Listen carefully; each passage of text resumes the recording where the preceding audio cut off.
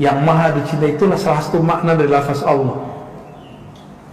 Kalau kita benar-benar cinta kepada Allah, pasti sedikit pun terasa banyak. Bapak Ibu, ikhwan akhwat fillah, pernah mencintai seseorang dulu sebelum nikah, dikasih hadiah kecil, rasanya besar nggak? Berkesan. Sedikit pun berkesan, apalagi banyak. Ini disebut qanaah. Adakah yang lebih sayang kepada kita melebihi Allah Subhanahu wa taala? Kan nggak ada. Kenapa kita nggak berbalas, membalas cintanya? Ya. Allah udah segitu baiknya. Ini pagi ini masih bangun kan? Ya, di saat orang-orang masih sangat takut dengan Omikron. Ya, habis itu tantenya kali ya. Ini nikmat sekali, nikmat. Allah berikan rasa tidak was-was ya. Kalau ada yang hati-hati silakan ya. Cuma was-was jangan. Was-was itu nggak boleh. Was-was itu penyakit di kolbu. Yuwaswisu fi sudurin nas. Was-was itu yang bikin penyakit, Pak. Jadi bagi saya bukan COVID itu yang berbahaya, tapi yang berbahaya was-was saat COVID atau sebelum terjadi. Ya, nah, coba was-was itu disembuhkan. Bagaimana menyembuhkannya? Kolbu hanya sembuh dengan nama Allah. Maka suntikanlah nama Allah di dalam kolbu. Ya. Waqala hiya al-ittifa' bil qalil, al-istighna' bil mawjud wa tarku tatallu' ila al-mafqud. Ya, artinya sama ya. Waqala Ikrimah rahmatullah alaih, berkata Ikrimah ini mantan teroris, jadi murid Ibnu Abbas radhiyallahu ta'ala anhu. Ikrimah namanya, beliau periwayat tafsir dalam riwayat Ibnu Abbas. Beliau menerjemahkan ayat surat An-Nahl ayat 97, man amila salihan min dzakarin aw untha wa huwa mu'minun falanuhyiyannahu hayatan thayyibah. Man amila, siapa saja yang beramal baik, amila salihah. Nah, ini kata kunci yang sudah kita sebutkan beberapa waktu lalu. Amal saleh bukan semua amal ibadah, ingat. Saleh bahasa Arab artinya munasib, cocok, relevan. Ada amal kelihatannya soleh menurut bahasa Arab, tapi bukan soleh dalam pengertian hakikatnya. Contoh, saya sering mencontohkan, Bapak lagi kerja, meeting atau ada tugas, tapi hati pengen, bukan hati, diri pengen sholat duha. Mana yang didahulukan? Kerja atau duha? Yang mana? Duha bagus gak? Bagus. Kerja? Mana bagus? Terus? Dua-duanya bisa. Kerja sembari duha sembari kerja. Jadi lagi ruku sujud ingatnya kerjaan. Nah, gimana caranya? Pertanyaannya dibalik ke asalnya. Kerja pakai kontrak nggak? Wajib nggak? Sholat duha sunnah. Nah, maka selesai dulu yang wajib baru kejar yang sunnahnya. Jangan dibalik. Ya, ini kan soleh. Soleh itu bahasa Arab artinya sesuatu yang sesuai, yang relevan, yang sesuai dan relevan. Jadi ada amal yang kelihatannya baik tapi nggak soleh, itu banyak, ya. Dan bahkan di luar sana banyak orang yang meyakini amal dia baik, kalau dia lakukan di depan kita itu jadi nggak enak. Dan saya berkali-kali mengatakan ke teman-teman para pekaji sunnah, pekaji kitab-kitab bahasa Arab, baik gundul atau gimana, ini masa 1443 Hijriah. masa di mana tidak pernah ada masa sebelum ini yang mengalami kemajuan intelektual, spiritual, dan juga semua yang kita pakai sekarang, teknologi. Maka jangan putuskan masalah kita dengan membaca teks-teks lama. Dan jangan hukumi teks lama dengan pemahaman kita yang serba cepat hari ini. Nah, ini penting sekali. Nah, antum ketemu teks di Quran tentang bab pakaian, lalu Nabi melarang satu model pakaian. Belum tentu model pakaian itu seperti yang kita pahami dalam bahasa kita sekarang. Itu. Nabi dulu punya gorden bergambar, lalu kemudian beliau merasa kayaknya mewah, suruh copot, karena zaman itu belum pantas, belum saleh, belum ada orang di Madinah yang pakai gorden berwarna, bergambar. Sekarang rumah orang biasa aja, kos-kosan aja gordennya udah ada motifnya. Di zaman ini nggak bisa disamain. Nah, banyak kawan-kawan yang salah kaprah membaca teks. Dia memahami teks dulu ala sekarang, teks sekarang ala dulu, gitu, bolak-balik. Nggak bisa begitu. Nggak usah jauh-jauh lah masa Rasulullah. Ketika dulu Buya Hamka nulis, itu belum kebayang loh sama beliau ada sekarang smartphone kayak antum punya, YouTube. Nggak, belum kebayang. Ayahanda beliau Haji Rasul, kawan dari ayahandanya, pendiri Muhammadiyah, pendiri NU, itu belum membayangkan Pak seperti yang sekarang terjadi. Haji Rasul itu dulu, ya, ayahnya Buya Hamka, Syekh Abdul Karim, termasuk berpolemik masalah ketika dari kalangan beliau ada yang pakai dasi sama jas. Itu pakaiannya orang Londo. Tahu Londo, Pak? Anak kecil udah nggak ngerti Londo ya. Belanda gitu. Saya masih ingat kalau kita nonton film Kolosat dulu, Belanda bangsat gitu ya. Itu kan bahasa-bahasa kasar itu. Udah masuk ke alam bawah sadar tuh, padahal ya nggak gitu-gitu amat ya. Akhirnya berubah itu kejadiannya. Di zaman itu ada namanya ordonansi, itu apa istilahnya? Pencatatan nikah. Difatwakan haram oleh para ulama. Tapi ternyata sekarang kita malah nyatetin nikah kita, ya. Jadi urusan mencatat ini dulu diharamkan, sekarang bersikeras itu orang-orang yang dulu sakal-sakal itu sekarang mengatakan boleh, bahkan wajib. Alasannya ini dan itu, ya. Banyak hal. Contoh lain, Nabi pakai sarung, Pak. Bapak pakai apa? Sarung. Benar sarung nih. Ini mohon maaf, saya ngeliat ada orang ngamalin sunnah katanya, tapi yang dia pakai celana dalamnya orang Arab. Ngerti nggak celana dalamnya orang Arab? Ada yang hari ini begitu nggak? Besok jangan lagi. Semoga nggak ada ya. Orang Arab pakai celana putih itu, dia pasti jingkrang celananya, karena itu celana dalam agak panjang.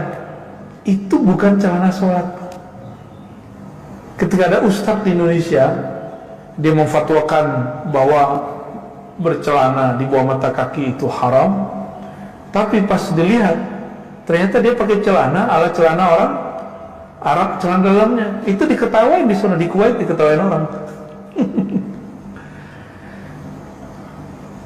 Seandainya pun dia pakai celana seperti Indonesia nggak ada masalah, tapi kalau dibawakan ke Arab tuh masih satu masa, udah beda tempat, budaya pakaian sudah berubah. Jadi jangan hukumi orang dengan fatwa kita, ya. Ini yang disebut soleh. Soleh itu boleh kita artikan siapa yang beramal pada tempatnya atau sesuai dengan waktunya, tepat di tempatnya, tepat di waktunya, itu baru disebut soleh. Jadi tidak semua orang yang beramal seperti orang baik itu soleh, ya. Min dzakarin aw untha, baik laki-laki ataupun perempuan. Nah, di sini ada kesetaraan gender. Yang Islami yang begini, Qurani. Kesetaraan gender yang Qur'ani itu adalah amal, bukan jenis kelamin. Jenis kelamin gimana mau nyamainnya? Bisa nyamain kelamin? Ya, kita minta libur aja seminggu ya, sholat. Pengen apa? Ya, emang enak haid? Tanya aja sama ibu-ibu tuh, enak kah haid? Haid itu datang gak enak, nggak datang cemas. Benar Bu ya? Ngetes mulu, ini kenapa nih nggak datang bulannya ya? Nah, jadi kesetaraan gender Qur'ani itu adalah kesetaraan amal, bukan kesetaraan jenis kelamin. Maka segala hal yang berkaitan dengan hak dan kewajiban jenis kelamin itu nggak bisa disamakan. Yang bisa disamakan adalah amal, ya, karena hak laki-laki dengan hak perempuan dalam bab urusan jenis kelamin nggak bisa disamain. Pakaiannya udah beda, ya, kebutuhannya udah beda. Nah, ini kalau kita mau meluruskan, ya. Saya tidak anti ilmu apa-apa, juga nggak pro ilmu mana-mana. Kita pronya Quran aja, ya, Quran, Sunnah, udah itu aja. Hubbus sunnati wa ahliha, ya. Wa huwa mu'min. Ada satu syarat ketika kita beramal yang soleh, yaitu percaya kepada Allah Subhanahu wa ta'ala. Mukmin itu di kolbu, sedangkan amal itu pada badan. Berarti ada gabungan. Ini pembeda antara munafik dengan yang bukan munafik. Apa yang Allah berikan reward bagi orang ini? Falanuhyiyannahu hayatan thayyibah. Maka sungguh kami akan hidupkan dia dengan kehidupan yang thayyibah. Apa arti thayyibah? Baik. Kan bahasa Indonesia emang standar sekali ya. Mohon maaf. Ini pakar bahasa Indonesia harus bisa membedakan ini. Ada halalan thayyiban, ya kan? Halal yang thayyib. Ini hayatan thayyibah, hidup yang thayyibah. Baldatun thayyibah, negeri yang thayyibah. Nah, gimana? Kalimatun thayyibah, kata-kata yang thayyibah. Itu beda-beda semua artinya.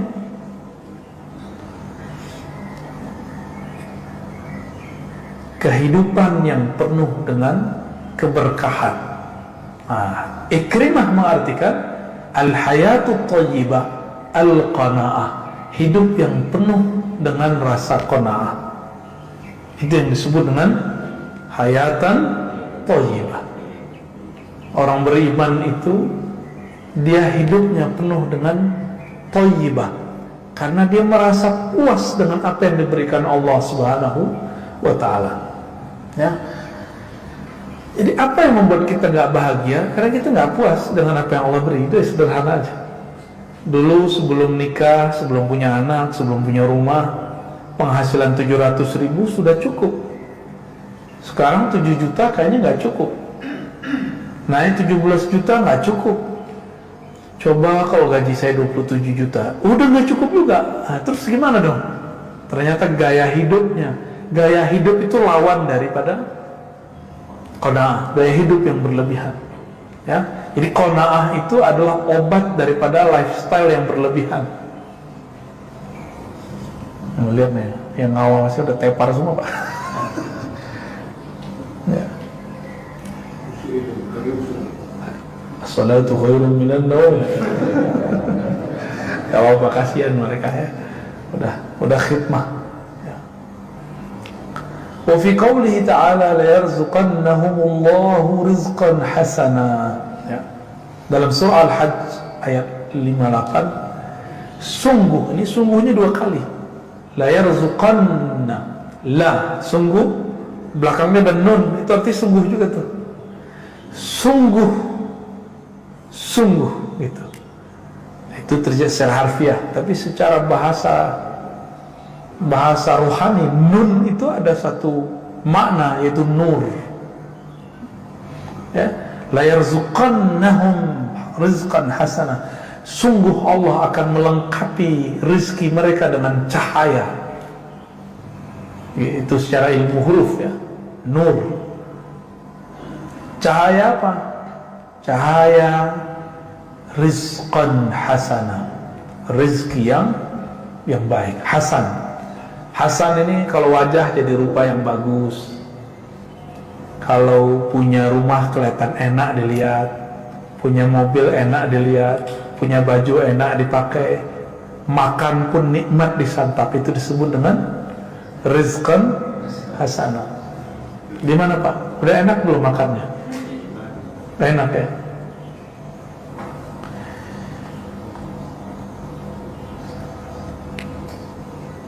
Ketika Ahlul Bait dibersihkan Allah dalam surat Al-Ahzab ayat 33, innama yuridullahu yudhiba ankumur rijza ahlal bait wa yutahhirakum tathira.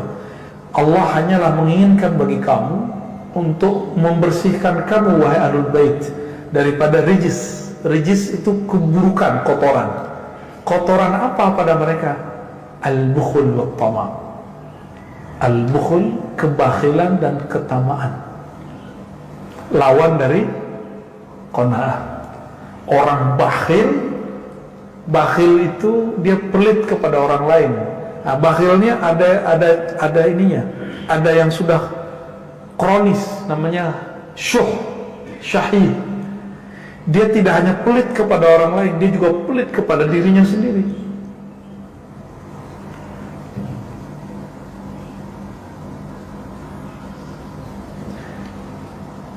Wa tahhirakum tathira. Ya, ayat 3-3-nya di ujungnya, lalu Allah membersihkan kalian, tathira wa ahlul bait, yaitu dengan sakhawa wal qanaah. Lawan dari bukhul tadi apa? Bukhul wal tama'. Lawan dari tama' itu qanaah. Lawan dari bukhlun kebakhilan itu sakhawa, dermawan. Sakhi, orang yang suka berbagi.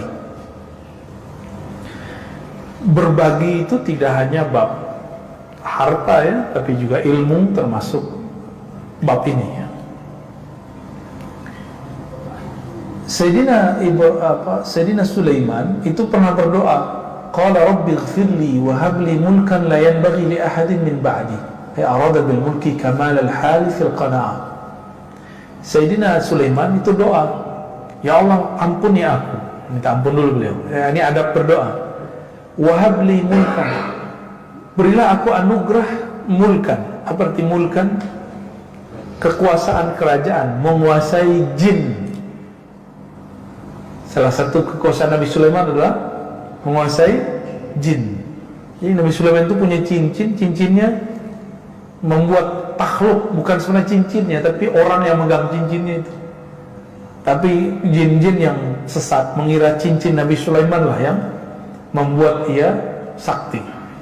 Sebenarnya Nabi Sulaiman itu sendiri. La yanbaghi li ahadin min ba'di, yang mana tidak akan layak bagi seorang pun selainku untuk mendapatkan itu. Nah, ungkapan Nabi Sulaiman itu menunjukkan bahwa beliau ini qanaah. Maka Allah berikan akses yang luar biasa. Ada satu ayat di surat Al-Infitar ya, kita sudah sering dengar nih imam baca, innal abrara lafi na'im. Sesungguhnya abrar, orang-orang yang berbuat baik, sungguh lafi di dalam na'im, nikmat yang banyak. Nikmat apa itu? Al-qanaah fid dunya, qanaah dalam kehidupan dunia. Wa innal fujjara lafi jahim, orang-orang yang berbuat keji di dunia, fi jahim, dalam jahim. Jahim itu nama lain dari neraka atau siksa. Mereka tersiksa gitu. Maka cobalah lihat orang-orang hari ini yang lifestyle-nya tinggi, ya tiap bulan mau ganti HP kan repot Pak. Apalagi zaman pandemi. Ya, jerit orang-orang. Dalam sebuah riwayat Imam Tabarani dan Qudai dikatakan, al-qana'atu kanzun la yafna. Qana'ah itu adalah perbendaharaan yang tidak pernah habis. Jadi orang kalau qanaah itu sama kayak dia punya kekayaan yang gak pernah habis. Tapi kalau bapak ini punya duit banyak, itu bisa habis. Ya, ada satu negeri di Jawa kemarin ya, yang habis jual-jualin tanah. Masih ingat? Oh, pada beli mobil. Namanya duit kan habis, Pak. Sekarang demo ya, kasihan juga sih kita. Demo minta kerja. Ya. Ini pelajaran buat kita, biar kita nggak usah nyinggung mereka, tapi kita dapat pelajaran dari mereka bahwa harta meskipun miliaran banyak nggak akan bertahan. Ya. Yang membuat bertahan itu al-qanaah.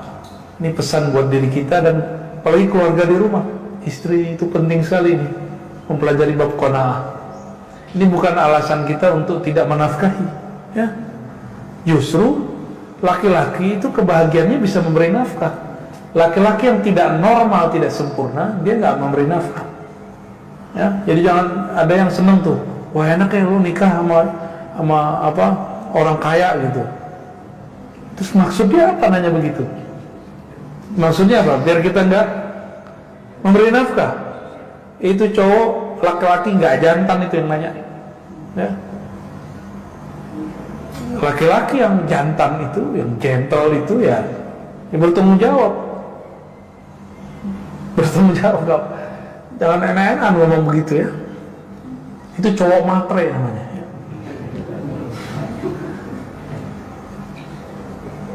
Harga diri. Waqala Nabi SAW,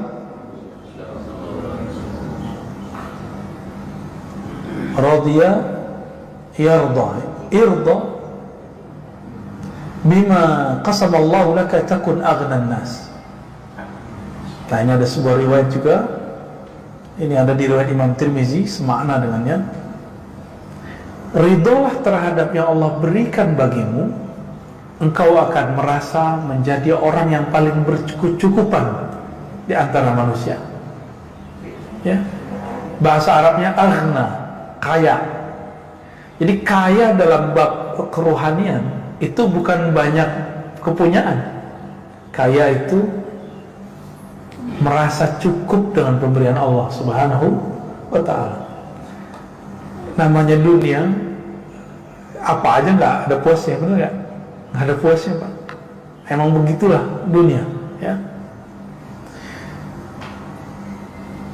Wa fi Zabur, nah, dalam kitab Zabur yang ditulis dalam bahasa Arab, jadi Zabur lama ini, ya. Mazmur kalau orang sekarang nyebutnya, al-qani' ghaniyun wa in kana jayan. Orang yang qanaah itu kaya meskipun dia sedang lapar, disebut dia kaya, ya. Kalau dibalik gimana? Orang yang tidak qanaah itu miskin meskipun dia kenyang, ya. Dia miskin meskipun dia punya rumah, punya kendaraan yang bagus, dia ngerasa nggak cukup. Kayaknya rumah ada aja yang kurang. Udah punya kendaraan, kayaknya kurang aja, ya. Maka enaknya hidup itu ya qanaah. Qanaah itu merasa cukup dan pasti Allah cukupkan. Ya, mau kan dicukupkan ketika kita butuh, kita memerlukan apa dicukupkan, ya. Mau kan? Iya. Pas bukan pas. Bapak pengen rumah dikasih gitu. Itu cukup namanya itu.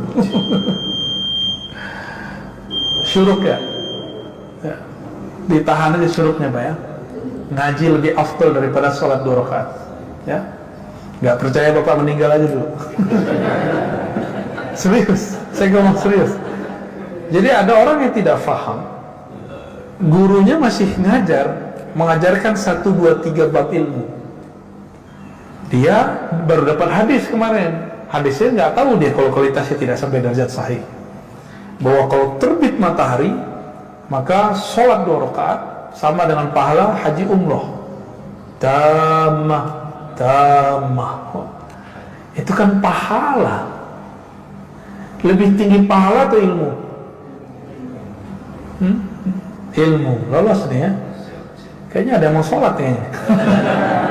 Gak apa-apa sih, gak ngelarang juga antum mau sholat. Cuma aneh mau tanya, pilih emas atau batu?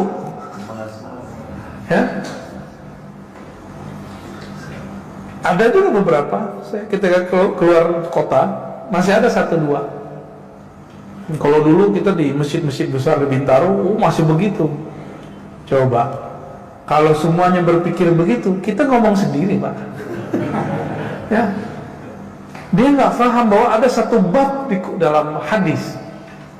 Ibnu Majah meriwayatkan bahwa engkau belajar satu baban minal ilmi itu afdal min alfi rakaatin, lebih afdal daripada 1000 rakaat. Kenapa? Kalau ente sholat sendiri belum tentu khusyuk, belum tentu diterima. Kalau berilmu, ilmu itu sifat Allah. Orang yang belajar satu ilmu, dia sedang bersama Allah Subhanahu wa ta'ala, bersama yang ente sembah lagi sholat itu. Ya, kita 2 jam mengaji ilmu, 1 jam, itu udah berapa lama kita bersama Allah itu. Di alam sana hitungannya banyak. Gitu. Dengerin 5 menit aja satu hadis, dahsyat. Lebih afdal daripada 50 jam kita sholat. Nah, jadi ibadah itu jangan pakai nafsu. Ibadah itu pakai ilmu. Ya. Suatu kali Imam Syafi'i nginep di rumah muridnya Imam Ahmad bin Hanbal. Imam Ahmad kalau cerita ke putrinya, "Tar akan datang guru saya, kalau tahajud itu sepenuh malam, sepanjang malam. Kalau baca Quran sebanyak-banyaknya khatam. Kalau zikir nggak berhenti-berhenti." Ngineplah Imam Syafi'i di rumah Imam Ahmad. Diintip terus oleh putrinya. Kok malah tidur-tiduran, tidur miring lagi begini.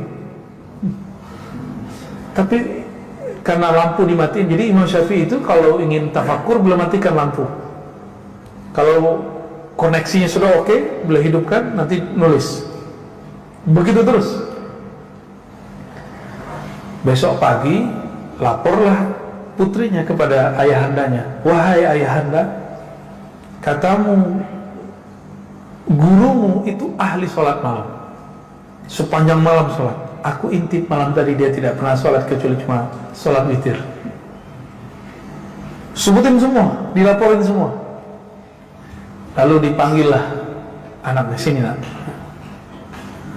nanti kalau kita sarapan kita tanya guru kita Imam Syafi'i, ngapain dia malam tadi?" Nyampelah jam sarapan. Orang Arab tuh jam sarapannya 9 tuh jam 10. Ketika makan sarapan, sebelumnya Imam Ahmad ngomong, "Guruku itu kalau makan dikit." Tapi ketika sarapan di rumah Imam Ahmad, nambah sampai 2-3 kali. Kira-kira begitu kalau diterjemahin orang Indonesia ya. Bengong itu anaknya, matanya tuh tebah. Memang gak jelas. Yang benar ini ya. Ini ulama apa sih makan kok banyak? Akhirnya Imam Ahmad bertanya, "Wahai Muhammad bin Idris, ya, putriku malam tadi selalu memata-mataimu. Dan juga waktu sarapan ini dia heran melihat engkau makan. Apa gerangan yang ada padamu? Mohon terangkan kepada putriku." Imam Ahmad gak ada syak sama gurunya. Biasa orang awam yang punya syak. Karena orang awam itu punya teori tentang guru itu ala dia, gak cocok ditinggalin. Itu murid kurang ajar benar tuh. Ya. Guru kok ala dia, bukan ala guru. Kalau Imam Syafi'i mengatakan, "Malam tadi aku murojaah satu ayat, satu surat. Sampailah di satu ayat, aku berhenti dan mengulangi 70 kali. Setiap mengulangnya ada satu masalah baru yang ketemukan jawabannya." Imam Syafi'i satu ayat diulang 70 kali, dalam semalam dapat 70 masalah baru ilmu. Begitu Allah kasih ilmu Imam Syafi'i. Orang sholat 70 rakaat belum tentu dapat ilmu seperti Imam Syafi'i. Gimana? Anda mau protes? Ketika sarapan ditanya, Kok makannya banyak? Katanya zuhud, katanya qanaah. Kata beliau apa? Yang paling aku tahu di Baghdad, rumah Imam Ahmad itu makanannya paling halal dan paling thayyib. Putrinya masak dengan bismillah. Kepala rumah tangganya mencari dengan halal. Maka aku tidak mau menyisakan diriku untuk mengambil berkah dari rumah penuh berkah. Wah, kayaknya modus makan banyak nih. Jadi Imam Ahmad duluan tuh. Jadi kita kalau di rumah orang soleh, banyak-banyak makan, Pak. Soleh beneran loh ya, bukan solehan. Kalau dihidangkan ya, apalagi kita tahu yang masak nih dengan nama Allah, makan yang serius. Karena memakan makanan keberkahan itu sama dengan Bapak puasa sabar. Kita puasa dan sabar, makan itu syukur itu sama. Pilih mana? Kayaknya pilih makan ya. Sama kita berarti. Nah, ini yang disebut saleh. Kalau di rumah orang yang halal makanannya, jangan makan sedikit, itu saleh. Ketika ada ilmu muncul turun, jangan kemudian banyak ibadah badan. Ibadahnya akal memahami, ibadahnya qalbu merenungi. Nah, Imam Syafi'i ibadahnya malam tadi apa? Merenungi, dan itu lebih dahsyat, sama dengan 1000 rakaat. Jadi ketika dia dapat satu makna itu 1000. Kalian aja 70. Berapa tuh jadinya? 70. Jadi sama beliau dengan sholat 70.000 rakaat. Ketika Imam Syafi'i pindah ke Makkah, ke Madinah, ke Mesir ya. Ini bukan hijrah yang pertengahan, ini hijrah yang terakhir. Berarti ke Mesir. Setelah 4 tahun beliau tinggal di Mekah, di Mesir ya. Apa yang terjadi? Beliau sudah mau sekarat. Tiba-tiba putrinya nangis. Mau ditinggal ayahandanya. Takut ditinggal ayahnya.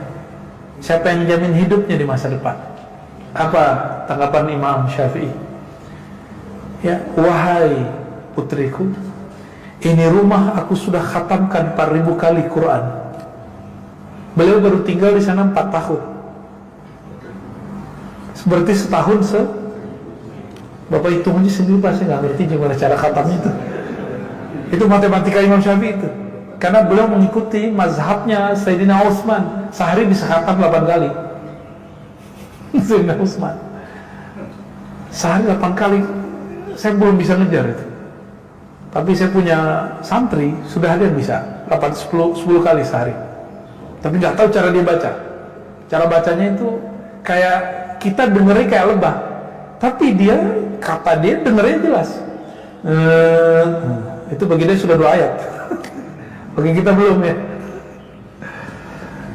Baik, Imam Syafi'i mengatakan apa tadi? Apa yang engkau khawatirkan? Ini rumah sudah diberkahi khataman 4000 kali khatam. Ini kata-kata Imam Syafi'i.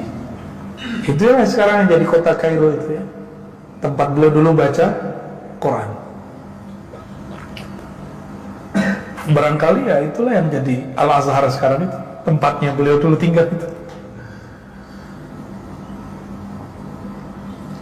Man kanat qana'atuhu saminah tabat lahu kullu marqah. Orang kalau qana'ah, makanan gak enak jadi enak. Maka Rasulullah itu gak pernah menghujat makanan. Nah, ini yang harus kita ajarkan ke anak-anak kita ya. Kalau kita nyantri sih dulu biasa Pak ya. Tapi anak-anak sekarang nyantri ngeluh terus. Padahal nyantri sekarang udah jauh lebih enak daripada nyantri zaman teman dulu ya. Anak saya masukin ke pesantren, nggak bisa makan ya. Oh ya, ada yang lebih lucu nih. Ini dia pertama masuk pesantren muntah. Gaya beneran. Ini ya.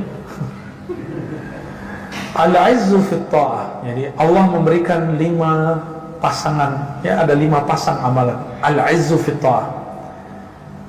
Izzah, semangat itu ada dalam ta'ah.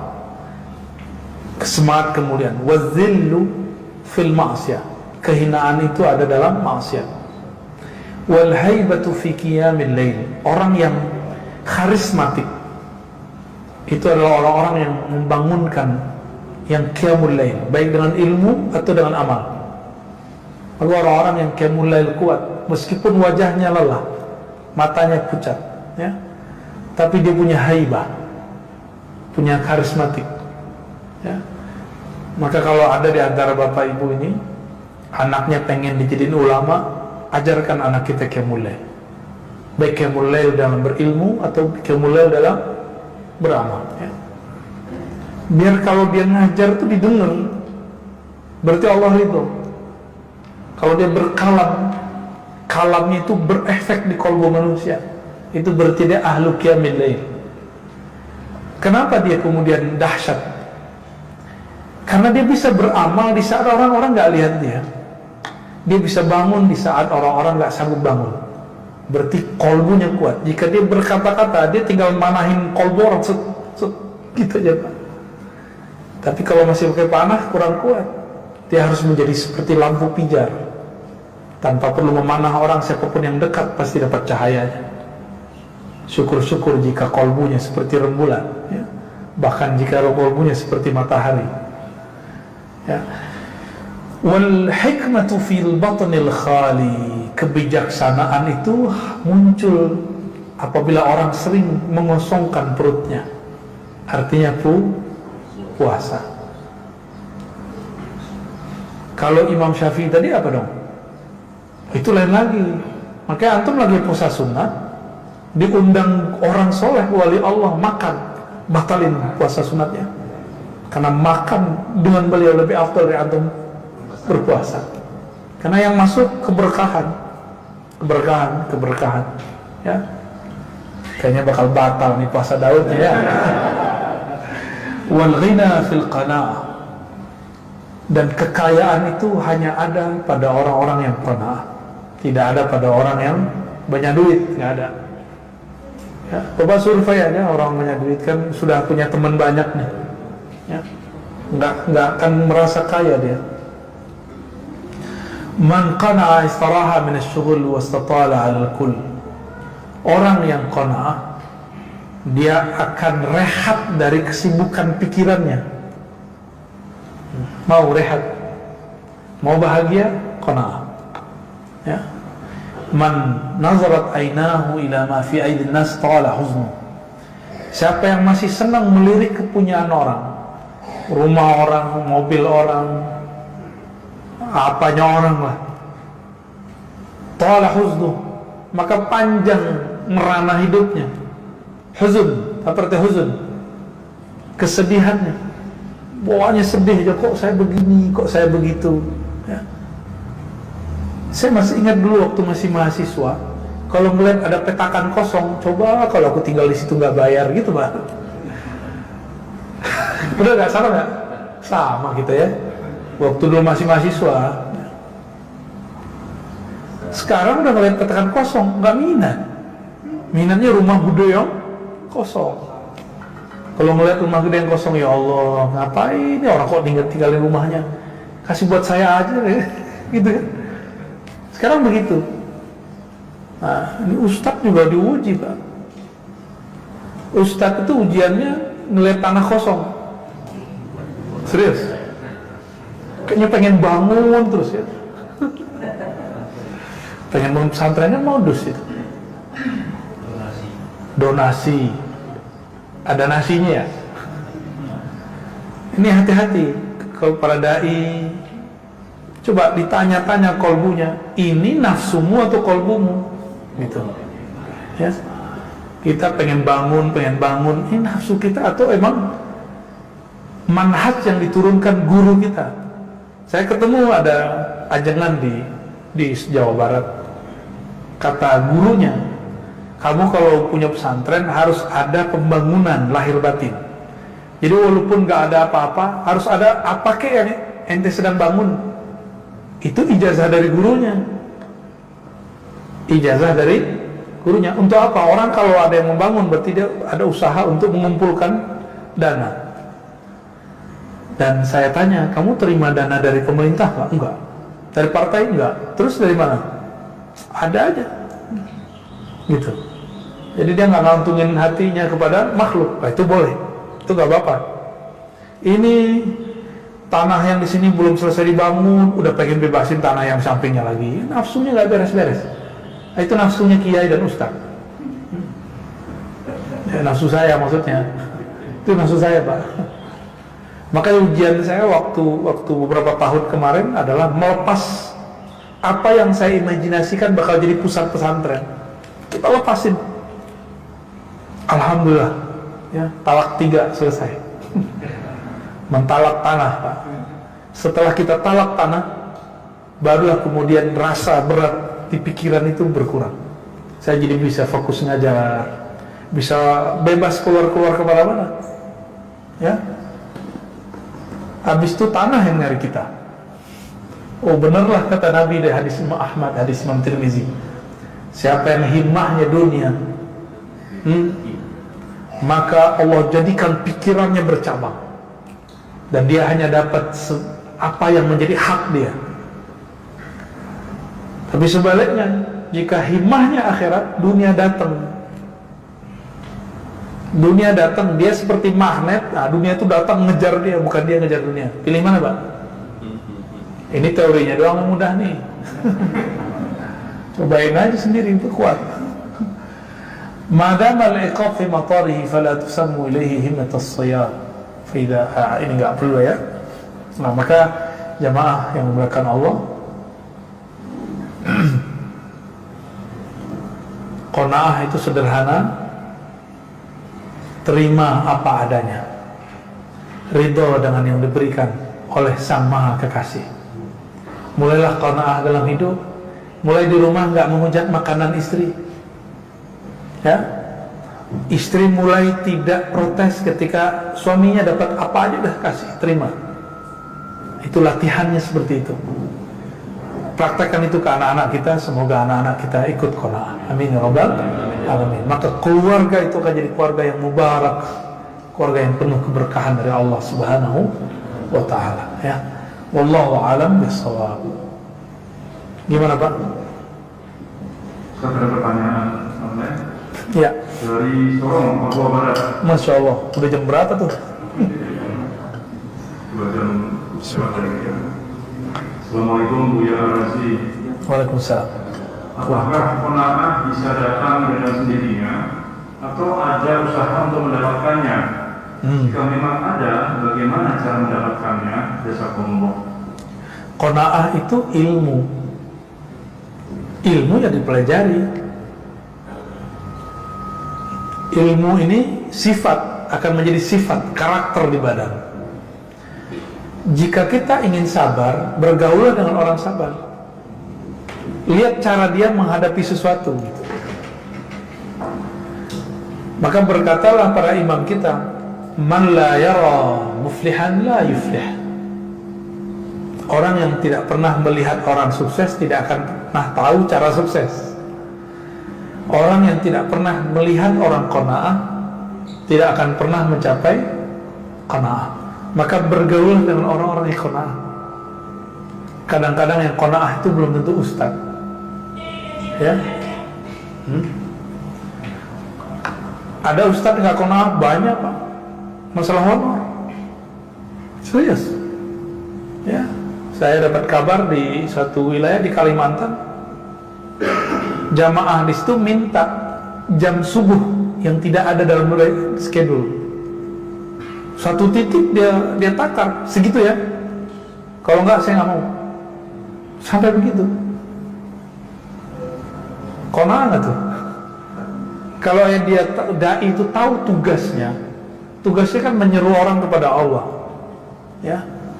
Maka dia nggak hitung-hitungan lah masalah itu. Allah itu kalau ngasih itu misterius. Di sini dikit, di sana banyak, gitu. Kalau di situ banyak, pasti di sini dikit. Jangan pengen banyak terus, ya. Benar nggak? Malam aja ada siang, siang aja ada malam, gitu. Mataharinya terbit dan terbenam, masa rezeki kita maunya terbit terus nggak mau terbenam? Ya, nggak usah khawatir juga, terbenam kan nggak lama juga, ntar juga terbit lagi, begitu terus, biasa aja. Ya, jadi saya kalau nggak datang ke sini bukan masalah honor ya, Ustaz Harun ya. Antum jangan suzon kan, itu karena tugas guru kan. Nggak ada urusan, saya nggak ada pikiran dengan masalah itu. Bahkan saya nggak tahu menau itu, jarang. Kecuali bensinnya habis tengah jalan, dompet ketinggalan, baru buka amplop, baru ketahuan mau dikasih segitu. Alexa Cederek maksudnya segitu, baru ketahuan kadang ya. Jadi caranya berguru kepada orang yang qanaah, berguru kepada orang qanaah. Maka kami itu dulu dilatih oleh guru-guru makan cuma yang sayur-sayuran 40 hari 40 malam. Nggak boleh makan daging, nggak boleh makan ayam, nggak boleh makan yang bernyawa lah. Belajar qanaah. Jadi kita kalau lihat terong, imajinasinya diganti, Pak. Ini adalah lele tak bertulang. Nikmat juga jadinya ya. Ntar lihat ada tempe, saya ganti. Ini adalah roti. Kita ganti aja, switch. Lagi pengen saya kan suka makan ikan-ikan yang kecil-kecil itu, teri, tapi teri yang enak ya, bukan yang asin-asin. Dulu waktu kecil, lagi nggak dapat, udah buncis. Jadi kalau makan buncis, imajinasinya teri. Syukur aja, dan itu nikmat. Ini modal saya hidup sampai hari ini. Rasa berkecukupan itu ada di situ. Ya, alhamdulillah rabbil alamin. Semoga guru-guru kita diberkahi oleh Allah SWT. Berguru, Pak ya, yang disorong berguru kepada mereka. Maka jangan ngendon aja di rumah, sesekali safar, sekali rihlah, sesekali ikut khuru cuma tabligh. Ya, biar tahu rasanya. Sekali khalwat dengan para sufi. Gak usah dihiraukan orang ngomong sesat, sisut.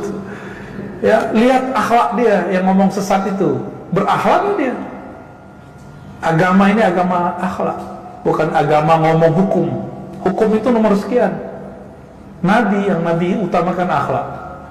Hukum ngencingin masjid apa? Bahasa kasar tuh. Haram nggak? Tapi ganggu orang lagi kencing di masjid nggak boleh juga. Sahabat Nabi udah bawa pentungan memukul orang Badui yang kencing di masjid. Apa kata Nabi? Daun biarin. Tuh akhlak Nabi. Masjidnya dikotorin, orang ya Allah buang air kecil di situ. Kalau lagi kencing begitu diganggu, kira-kira gimana, Pak? Bapak ini bukan hanya ngamuk, itu selangnya kemana-mana terus. Nabi pakai akhlak, dan itu hujah terkuat. Jadi akhlak itu hujah terbaik. Hujah terbaik bukan antum menyebutkan hadis riwayat Bukhari nomor sekian. Enggak, itu bisa dikalahkan. Ya. Surah Al-Baqarah ayat sekian, itu bisa dijelaskan. Itu kan penafsiran kamu, belum tentu penafsiran aslinya begitu. Bisa begitu, Pak. Tapi kalau pakai akhlak, siapa yang bisa tolak? Ya. Al-Quran turunnya ke kolbu, akhlak dasarnya kolbu. Berarti yang benar-benar punya hujah Quran siapa? Orang yang berakhlak, karena dia bekerja dengan qalbu. Jadi ini agama kita, mari berdakwah dengan akhlak ya. Saya pun lagi merubah cara dakwah saya ini, Pak.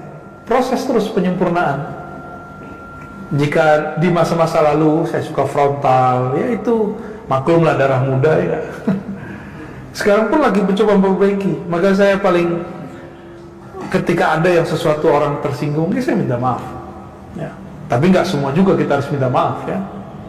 Memang kamu siapa harus dimintai maaf semua ya kan. Hal yang pantas kita mintain, kita minta maaf. Yang bikin fitnah, yang bikin kacau, kalau saya jadi asbab orang bertengkar, maka saya minta maaf. Kalau cuma beda paham, nggak perlu minta maaf. Sunnatullah kita harus berbeda ya. Khalas, ada lagi? Satu lagi dari jamaah masjid di sini. Bagaimana kita bisa menjadi makhluk Tuhan yang fitrah, bagaimana sikapi semua cobaan yang kita terima? Kayaknya hidup susah amat sih yang nanya. Emang nggak pernah menikmati hidup apa? Kita ini dari awal hidup tuh sudah enak. Paling masalah cuma beberapa detik, beberapa menit, beberapa jam, tapi dipikir-pikirkan lama sekali. Ya, masalah itu jangan terlalu dihayati. Yang dihayati itu penyelesaian masalah. Ya, kalau di Quran nanti ada pembahasan tentang itu, tentang as-sabr ya. Jadi Allah Subhanahu wa taala tentang al-bala mengatakan wa balawnakum bil hasanati was sayyiat. Tuh surah Al-A'raf 168, dicari di rumah. Wa balawnahum, kami akan menguji mereka. Surah berapa? Al-A'raf ayat 168. Wa balawnahum, kami kalau uji mereka ada dua, satu hasanat yang baik-baik, maunya yang baik-baik doang ya. Berarti kamu aja jadi Tuhan ya. Ini kan suka-suka Allah.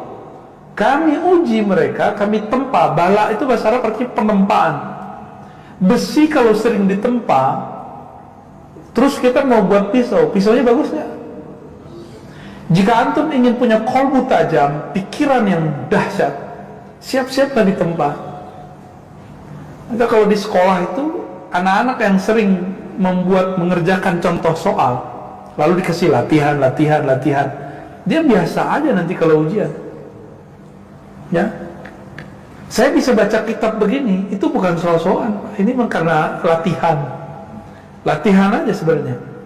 Dulu nggak pede baca kitab depan orang, takut dikritik, ya sekarang cuek aja. Yang penting paham isinya, ya. Yang penting kita bisa memahami isinya.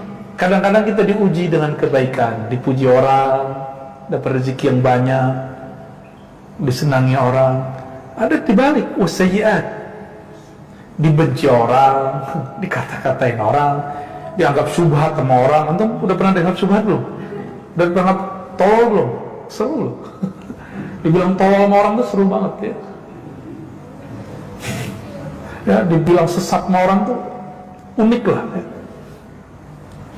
Ada orang yang bilang saya sesat karena masalah bab ruh. Ruh saya bilang gak dicipta, ruh itu dihembuskan. Ayatnya kita sebutkan. Dia bilang, oh enggak ada, di Quran begini. Saya tanya, Quran ayat mana pak? Dia nggak hafal. Nah, kan lucu kan? Jadi dikafirkan orang itu, disesatkan orang itu betul-betul seru sekali. Karena yang menyesatkan saya itu ditanya ayatnya, pelongo-pelongo nih nggak jelas ya. Di situ saya kemudian menjadi ketawa ya. Kadang-kadang kita nggak disenangi orang. Banyak pak, bagian-bagian pemahaman saya ada yang disenangi orang dan enggak.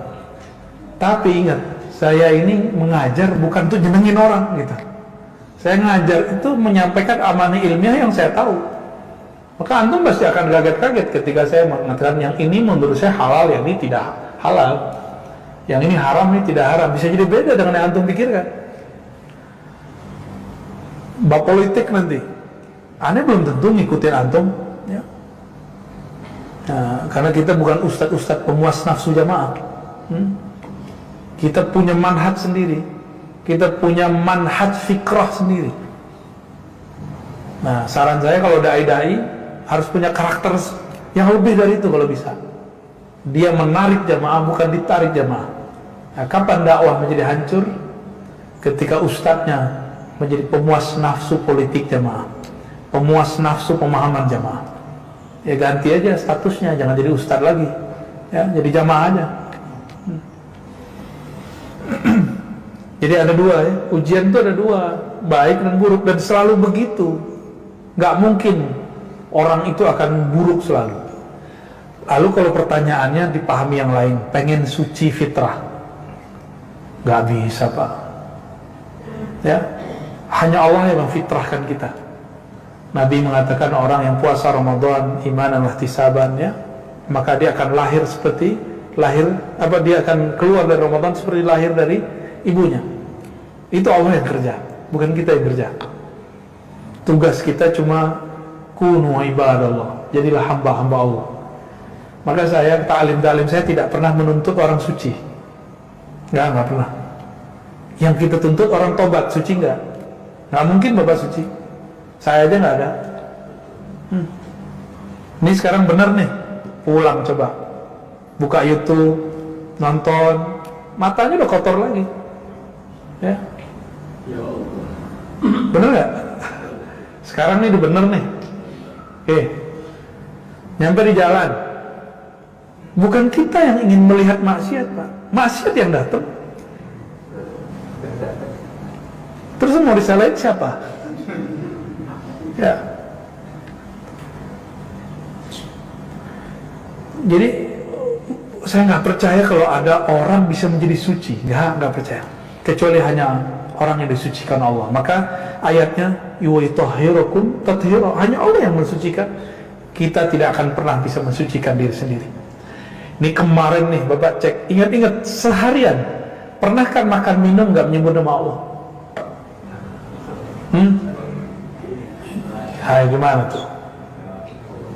Itu ilmu hakikat haram loh Pak. Dalam ilmu fikih makruh, dalam ilmu hakikat itu haram. Tuh, mau suci atau enggak bisa. Maka kita hanya bisa kemudian datang dengan taubat. Ya Allah, aku tidak sanggup mutlak jadi orang yang taat. Tapi Engkau Maha penerima taubat. Terimalah taubat. Besok begitu lagi, bakal begitu terus. Maka disebut tawabin. Orang yang setiap hari dia datang mengadukan dosanya kepada Allah. Beda dengan al-ais, ya? Al-ais min rahmatillah. Orang-orang yang putus asa dari rahmat Allah. Al-qanitun, orang-orang yang putus asa dari rahmat Allah. Itu enggak masalah dikit ngeluh, ya. Apalagi kalau maksiat. Nah, ini maksiat ini kan orang kalau kena maksiat mikir gini, ya udahlah hancur-hancur sekalian. Nah, itu nggak benar itu. Jangan begitu sama Allah. Allah nggak begitu kok. Allah mengatakan jika dosamu tablugh ananas sama, menyundul langit, tapi engkau ngaku kepada Allah, Allah ampuni. Allah tuh suka sama orang ngaku. Sederhana nih penutup. Kita punya anak salah. Dia ngaku salah depan kita, dimaafin nggak? Malah kita ngomong, gimana kita ngomongnya? Bapak suka, kamu ngaku. Kita ngomong begitu. Coba anak kita ngaku nggak salah, terus ketahuan, gimana? Ya. Jika kita suka orang yang ngaku, itu sebenarnya sifat Allah yang Allah titipkan di kalbu ini, biar kita faham. Kalau engkau datang kepada Allah, datanglah dalam penuh pengakuan dan penyesalan. Dan Allah itu lebih sempurna dari kita. Orang tua, ibu, udah kesel sama anak dari surga, kamu pulang, keluar, jangan balik-balik. Nggak balik, dicari nggak? Dicari. Allah kalau murka sama hamba, sama. Hambanya nggak balik, Allah cari rahmat, disebar, cari orang ini. Begitu Allah baik. Ya, jadi nggak usah khawatir lah. Mau ustadz, mau kiai, mau orang biasa, orang alim, nggak orang alim, dosanya, kesempatan maksiatnya sama. Ya, maka beruntunglah orang yang mengaku salah dan tidak suci. Itulah orang-orang yang Allah cintai. Innallaha yuhibbut tawwabin. Sesungguhnya Allah cinta kepada orang-orang yang menyesali maksiatnya, taubat kepada Rabb-nya.